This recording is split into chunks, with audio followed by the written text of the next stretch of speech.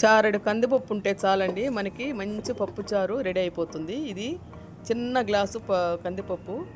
ఇదేమంటే టమాటా ఎర్రగడ్డ, ఒక టమాటా, ఒక ఎర్రగడ్డ, ఒక పచ్చిమిర్చి, ఇవన్నీ అంతే. పసుపు, కొంచెం కారపొడి, చూసారు కదా, ఇది రాక్ సాల్ట్, ఇది కొంచెం చింతపండు, ఇంతేనండి. కమ్మటి పప్పు చారు మనం ఈజీగా తయారు చేసుకోవచ్చు. ముందు అంత చారెడు పప్పు ఉందని చెప్పా కదా, ఆ పప్పు ఉడకబెట్టుకోవాలి. కుక్కర్లో బాయిల్ చేసుకున్న తర్వాత దాంట్లోనే కొంచెం పసుపు పొడి, కొంచెం మిరప్పొడి, కొంచెం ఉప్పు, ఇది రాక్ సాల్ట్ అండి. కొంచెం కలర్ మారుతుంది కదా, మారినట్టుంది కదా, అదే రాక్ సాల్ట్. సో ఇవన్నీ వేసుకోవాలి. తర్వాత వేడి నీళ్ళు పక్కన పెట్టుకోవాలి. సో ఇవన్నీ ఇదేనండి. మనం ఇప్పుడు ఒక పప్పు గిత్తు తీసుకొని ఈ పప్పుని బాగా స్మాష్ చేసుకుంటాం అన్నమాట.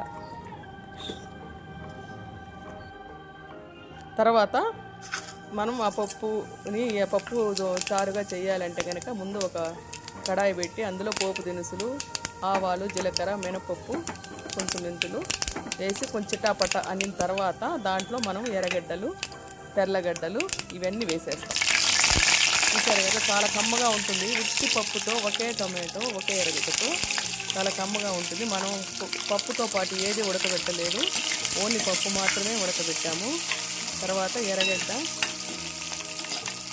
తెల్లగడ్డ, ఇవి దంచిన తెల్లగడ్డ అదంతా వేసి బాగా ఫ్రై అయిపోవాలి. అందులోనే కరివేపాకు, కొత్తిమీర, కొంచెం ఇంగువ ఎంత బాగుంటుందంటే ఈ పప్పుచారు అనమాట. అంటే పల్చగా ఉండే పప్పుచారు ఇది అందులో ఇంగువ కూడా వేసి కొంచెం బాగా ఫ్రై అయిన తర్వాత మనం కట్ చేసుకున్న ఒకే ఒక టమాటో చెప్పా కదా, అది కూడా వేసి బాగా స్మాష్ చేసుకొని దాన్ని కొంచెంసేపు ఫ్రై చేయాలి. కొంచెంసేపు మూత పెట్టేసాం అనుకోండి,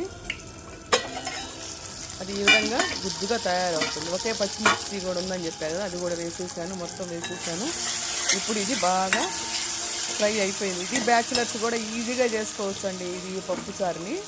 ఇది బాగా అయిన తర్వాత కొత్తిమీర కూడా వేసేయండి.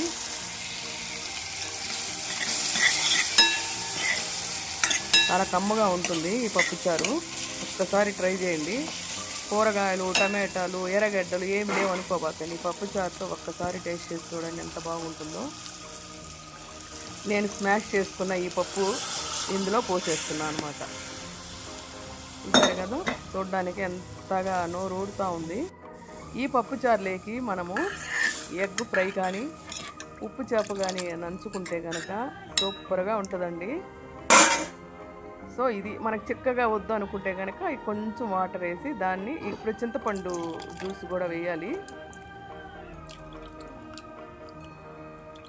బాగా పిసికి పెట్టుకున్నాను, ఆ పిప్పి తీయడం మిస్ అయిపోయింది. సో మనం దాన్ని పైనుంచి ఆ వాటర్ని వంచేస్తాం అనమాట.